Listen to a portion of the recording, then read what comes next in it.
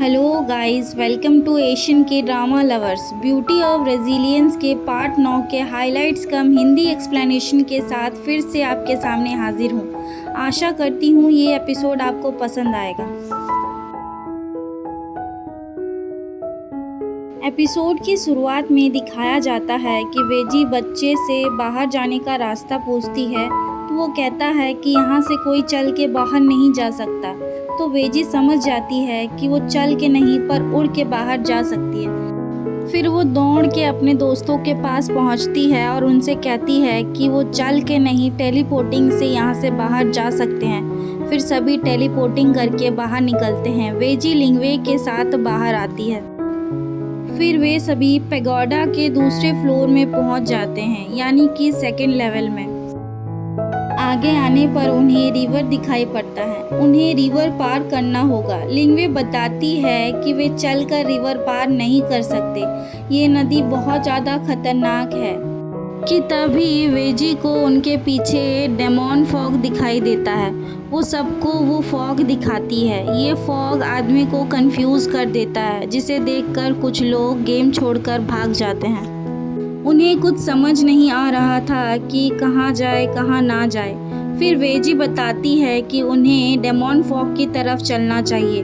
फिर वो फॉग की तरफ चल पड़ती है। वेजी को जाता देख सब उसके पीछे पीछे चल पड़ते हैं। फॉग के अंदर जाने पर सबको इल्यूजन होने लगता है। मिनयांग को इल्यूजन में लिंगे दिखाई देती है, तो वहीं जिंगवे को मिनयांग दिखाई देते हैं। वेजी अपने अतीत में पहुंच जाती है, जहां उसके दादाजी और पिताजी की मौत हो रही होती है उसी के कारण। लिंगवे को इल्यूजन होता है कि वो एक फोनिक्स है। कि तभी लिंगवे को होश आ जाता है और वो सबको काम होने के लिए कहती है और हार्ट प्रोटेक्टिंग स्पेल चैंट करने के लिए कहती है। सब उसकी बात सुनकर स्पेल चैंट करते हैं तो फॉग धीरे धीरे गायब हो जाता है और वे तीसरे फ्लोर में चले जाते हैं, यानी कि आखिरी पड़ाव में। वे एक बर्फीली जगह में पहुंच जाते हैं जहां सबको ठंड लगने लगती है, पर वेजी को ठंड नहीं लगती है। सब एक दूसरे का हाथ पकड़ लेते हैं और चलते हैं। कुछ देर चलने के बाद जिंगवे बेहोश हो जाती है। मिनयांग कहता है कि तुम दोनों जाओ, मैं इसे देखता हूँ। वो दोनों उसको छोड़कर आगे बढ़ जाते हैं। मिनयांग और जिंगे कंपटीशन से बाहर आ जाते हैं। दूसरी तरफ वेजी और लिंगवे आगे बढ़ते हैं तो वो अंतिम छोर तक पहुंच जाते हैं। वो दोनों खुश हो जाते हैं कि तभी वहां एक तलवार प्रकट हो जाती है। मास्टर इन्हें इसे देखकर हैरान हो जाते हैं। वो सोचते हैं कि इसके आगे तो कोई स्टेज नहीं होता है, फिर ये तलवार वहां क्यों आ जाती है। उसी समय लिंगवे झट से तलवार उठा लेती है और कहती है कि विजेता तो कोई एक ही होगा। फिर वो वेजी पर तलवार चलाना स्टार्ट कर देती है। उन दोनों के बीच लड़ाई होती है। वेजी बचने की कोशिश करती है। वेजी के हाथों का ब्रेसलेट खुल जाता है। तभी वहाँ मास्टर आते हैं। लिंगवे वेजी पर तलवार चला रही होती है कि तभी आसमान में फोनिक्स की परछाई प्रकट हो जाती है।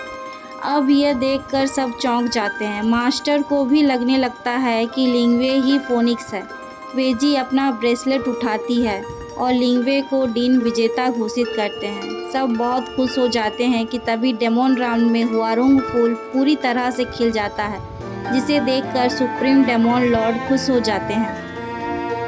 नेक्स्ट सीन में दिखाया जाता है कि लिंगवे फोनिक्स होने की खुशी में नाच रही होती है कि तभी वहाँ मिनिस्टर आ जाते हैं। ये देख लिंगवे डर जाती है। वो कहती है कि पिताजी, मुझे पता है आपको ये सब अच्छा नहीं लग रहा है, पर मिनिस्टर कहते हैं कि कोई बात नहीं, वो उसे डांटने नहीं आए हैं। वो खुश है कि उनकी बेटी एक फोनिक्स है। ये सुन लिंगवे खुश हो जाती है। नेक्स्ट सीन में मास्टर अपने कमरे के अंदर आते हैं तो देखते हैं कि उनका दोस्त वहाँ खड़ा है। वो उसके दोस्त के पास आते हैं और पूछते हैं कि अंतिम पड़ाव में परिवर्तन किसने किया। तो उसका दोस्त बताता है कि ये हेवनली एम्पायर ने किया है। ये सुन मास्टर गुस्सा हो जाते हैं और वो कहते हैं कि मैं खुद पिताजी से इस बारे में बात करने जाऊँगा। उसी समय उनको वेजी की चीख सुनाई पड़ती है, तो वो वहाँ उनके पास आ जाते हैं और देखते हैं कि वहाँ एक आदमी गिरा पड़ा है। मास्टर कहते हैं कि ये सब किसने किया, तो वेजी बताती है कि ये डेमोन लोमड़ी ने किया। मास्टर उस आदमी को होश में लाकर पूछते हैं कि तुम्हें किसने भेजा है, तो वो मास्टर को बताता है कि उसे मिंग चेंजू ने भेजा है। ये सुन वेजी मास्टर को कहती है कि उनके माँ और भाई को बचाओ, फिर दोनों वहाँ से चले जाते हैं।